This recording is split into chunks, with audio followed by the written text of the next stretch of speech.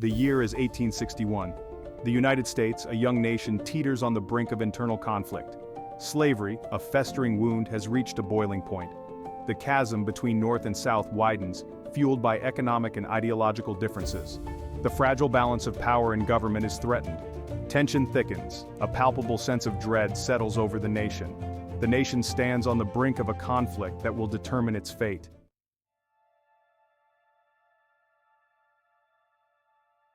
Could a nation half slave and half free truly stand? The South viewed any attempt to restrict slavery as an existential threat. In the North, a growing abolitionist movement condemned slavery as a moral abomination. The movement gained momentum, calling for the end of human bondage. Many feared slavery would spread like a cancer, poisoning the nation. Families were torn apart, friendships shattered, and communities polarized. The Compromise of 1850 proved to be a temporary truce. The Fugitive Slave Act further inflamed tensions.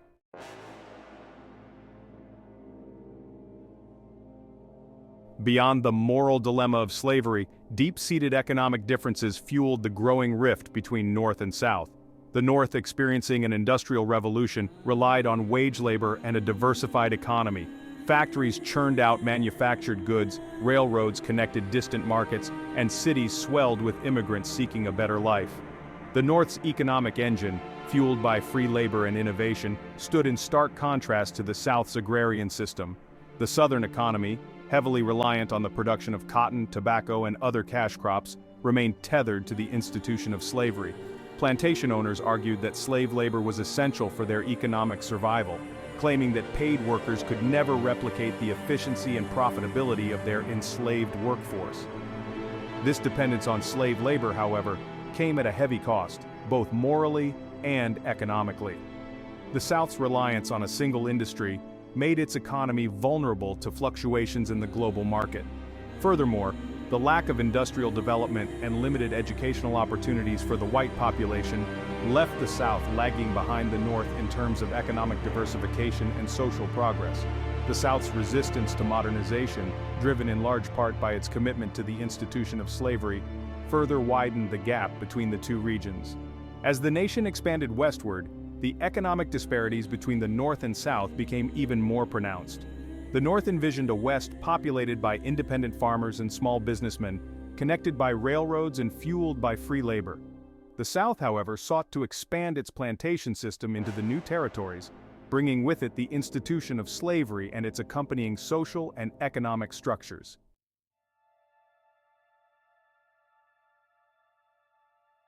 At the heart of the conflict lay the institution of slavery, a moral stain on the nation's conscience.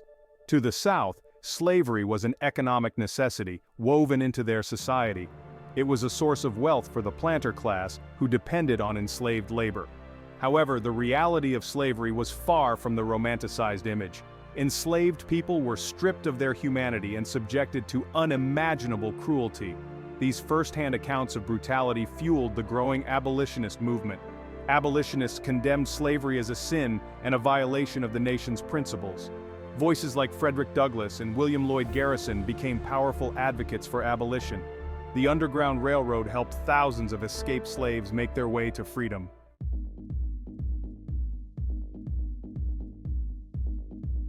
Beyond the moral quagmire of slavery, a stark economic divide separated the North and South. The North, propelled by the Industrial Revolution, experienced unprecedented economic growth. Factories in cities like Boston, New York, and Philadelphia fueled domestic consumption and trade. The South remained agrarian, reliant on cotton, tobacco, and other cash crops. The planter class amassed fortunes from enslaved labor, but the South lacked the North's industrial base. Railroads connected the North, highlighting the growing disparity between the regions.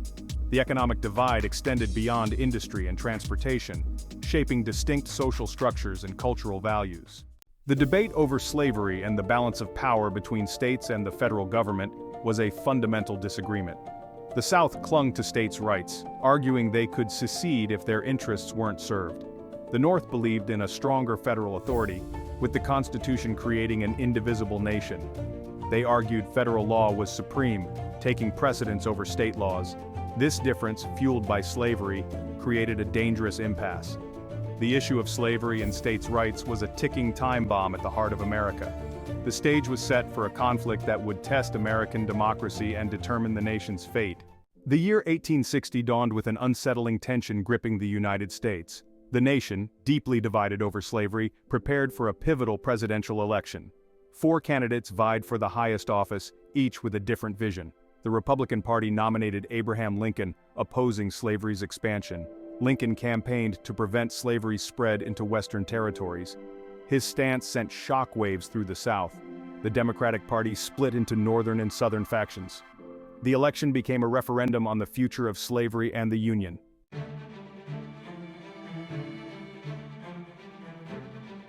Section 2. The fault lines widen, Secession, and the Confederacy. On November 6, 1860, Abraham Lincoln was elected the 16th President of the United States. Lincoln's victory sent shockwaves through the South. For many Southerners, Lincoln's election was a direct threat to their way of life. On December 20, 1860, South Carolina seceded from the Union. By February 1861, 6 more states had followed, forming the Confederacy. Jefferson Davis was elected President of the Confederacy. The nation, once united, was now fractured, its future uncertain.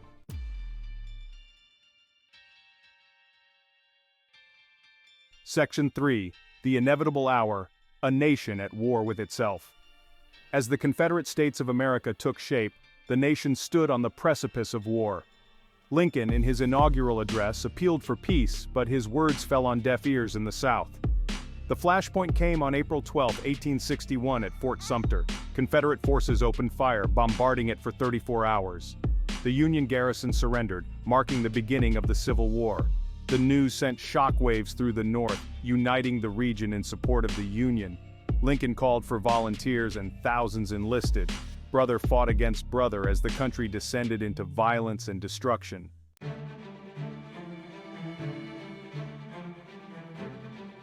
Section 1. A fort under siege, the calm before the storm. Fort Sumter, a Union stronghold in Confederate Charleston Harbor, became a powder keg of tension. Major Robert Anderson commanded a small contingent of men within the fort's walls. Supplies dwindled, and the threat of Confederate action loomed large. Confederate troops, under General Beauregard, surrounded the harbor, cannons trained on Fort Sumter. President Lincoln faced a delicate balancing act, determined to preserve the Union. The fate of the nation seemed to hinge on the standoff at Fort Sumter.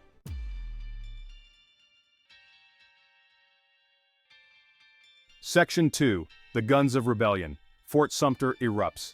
In the pre-dawn darkness of April 12, 1861, Confederate artillery shattered the silence at Fort Sumter.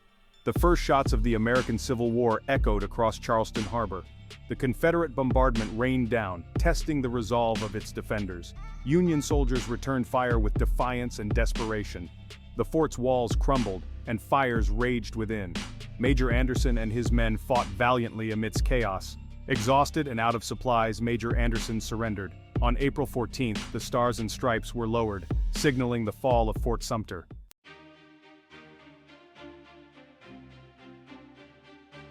Section 3. A nation divided against itself, the call to arms. The news of Fort Sumter's fall spread like wildfire across the North, igniting a firestorm of outrage and indignation. President Lincoln issued a call to arms, summoning 75,000 volunteers to defend the Union. From bustling cities to quiet rural communities, the response was overwhelming. The attack on Fort Sumter united the North in support of the Union cause. The stage was set for a clash of arms that would determine the fate of a nation.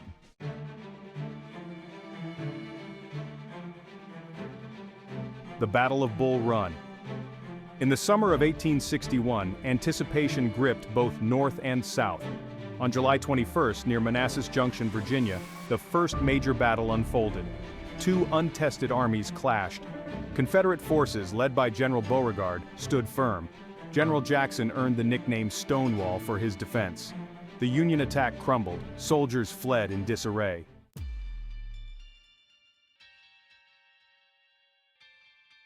The Battle of Antietam. The Confederacy, emboldened by its victory at Bull Run, sought to carry the fight to the North. In September 1862, General Robert E. Lee led his troops into Maryland. The Union Army intercepted Lee's forces near Sharpsburg on September 17th. The Battle of Antietam was the single bloodiest day in American history. From dawn till dusk, the two armies clashed in brutal engagements. Wave after wave of soldiers surged forward, met with relentless fire. By day's end, the battlefield was a scene of unimaginable carnage.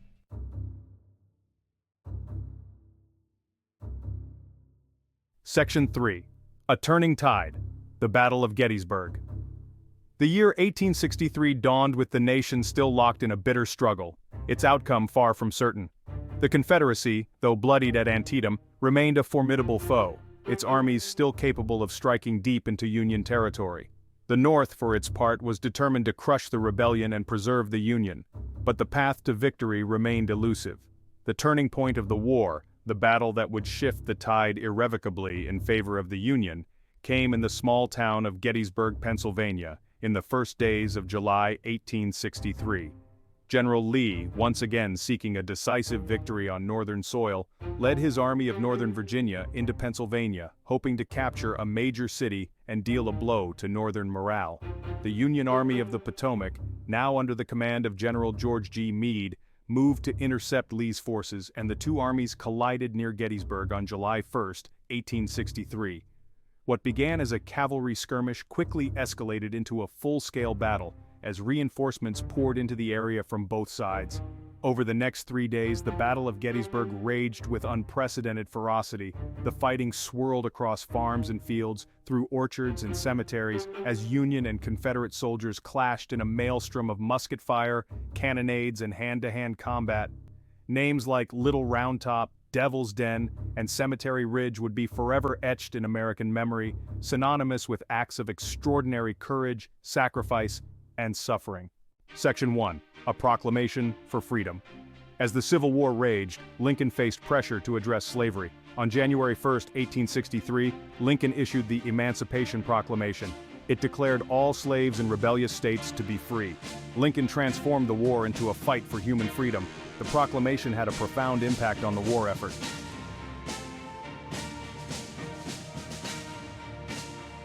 The Emancipation Proclamation was not merely a wartime measure, it was a watershed moment in the struggle for civil rights in America. By declaring enslaved people in Confederate territory to be free, Lincoln redefined the war's purpose and set in motion a chain of events that would ultimately lead to the abolition of slavery throughout the land. The proclamation also had a profound impact on the lives of enslaved people in the South. While it did not immediately free all slaves, it gave hope to millions yearning for freedom and fueled their resistance to the Confederacy. News of the proclamation spread through the South via word of mouth, carried by slaves escaping to Union lines and by abolitionist sympathizers risking their lives to deliver the message of hope. The Emancipation Proclamation also had international implications. European powers, particularly Great Britain and France, had been watching the Civil War closely, considering whether to recognize the Confederacy. The proclamation, with its bold stance against slavery, made it politically impossible for these nations to support the Confederacy, as it would have aligned them with the institution of slavery. The Emancipation Proclamation, while a momentous achievement, was only the first step on the long road to racial equality in America. The struggle for civil rights would continue long after the guns fell silent, but the proclamation stands as a testament to the power of moral leadership and the enduring belief in the promise of freedom and equality for all.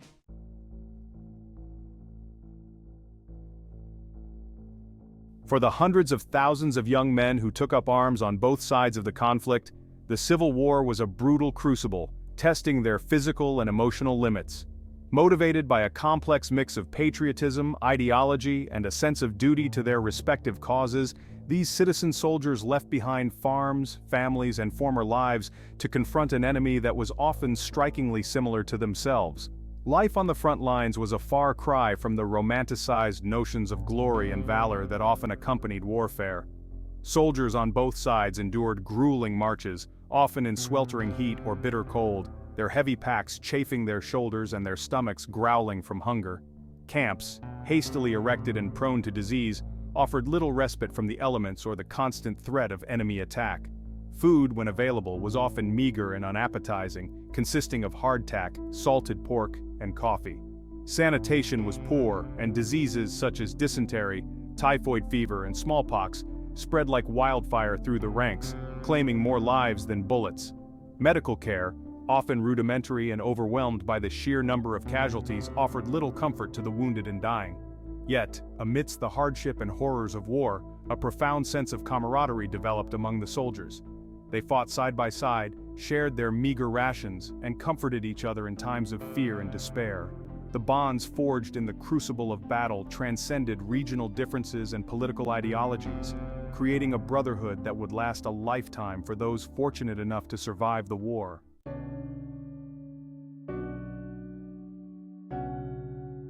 The personal stories of Civil War soldiers, preserved in letters penned by trembling hands, offer a poignant glimpse into life on the front lines.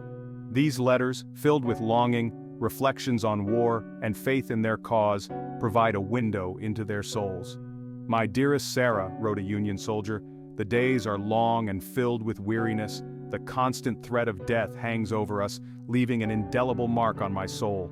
From the Confederate side, a young soldier wrote to his mother, "We fight on, Mama, for our homes and families. Though the enemy is relentless, our spirits remain unbroken." These letters, filled with hope and despair, remind us of the human cost of war. They give voice to those who lived through one of the most tumultuous periods in American history.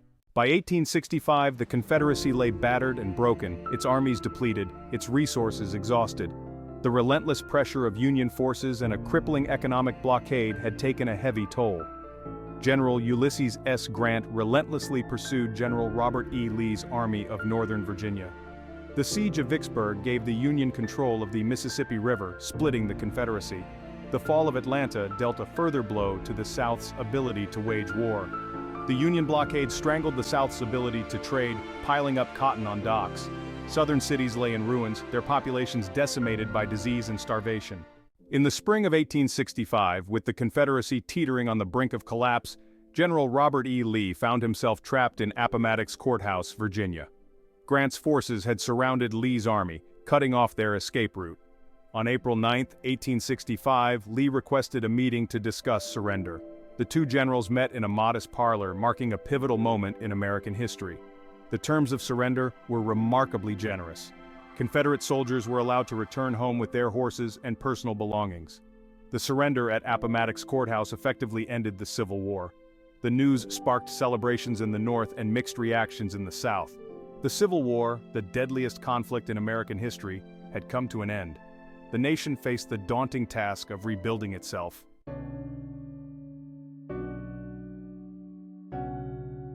As the guns fell silent at Appomattox Courthouse and the news of Confederate surrender spread across the war-weary nation, a profound silence descended upon the battlefields. The American Civil War had exacted a devastating toll, leaving an indelible mark on the land and its people. Over 620,000 soldiers perished in makeshift hospitals, overwhelmed by the wounded and dying or from diseases that ravaged the ranks. The South emerged devastated, its cities in ruins, its economy in shambles, and the institution of slavery abolished. The North, though victorious, was also deeply affected by the war. The war had tested the nation's resolve and forced Americans to confront the contradictions at the heart of their national identity. As the nation began the arduous task of reconstruction, it did so with a heavy heart, forever mindful of the price of unity and the fragility of peace. The surrender at Appomattox marked the beginning of Reconstruction.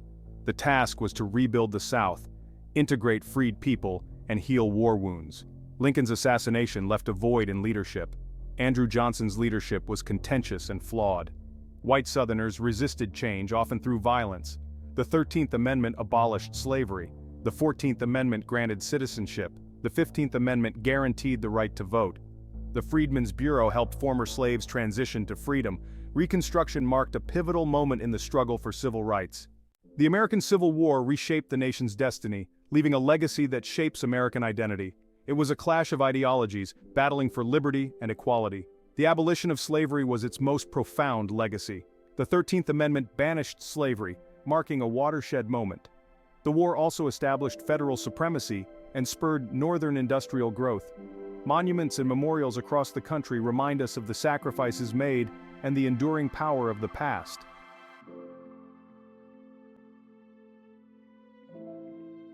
While the Civil War ended in 1865, Its echoes continue to reverberate in modern America, a testament to the enduring power of the past to shape the present. The struggle for racial equality, ignited by the war, continues to this day. The Confederate flag remains a source of controversy and division, igniting debates about the meaning of history and the legacy of the Confederacy. The Civil War's legacy is evident in enduring political and cultural divisions. Yet, amidst the challenges, the Civil War also serves as a source of inspiration. The nation, once torn apart by conflict, found a way to rebuild itself. The Civil War stands as a testament to the resilience of the American spirit.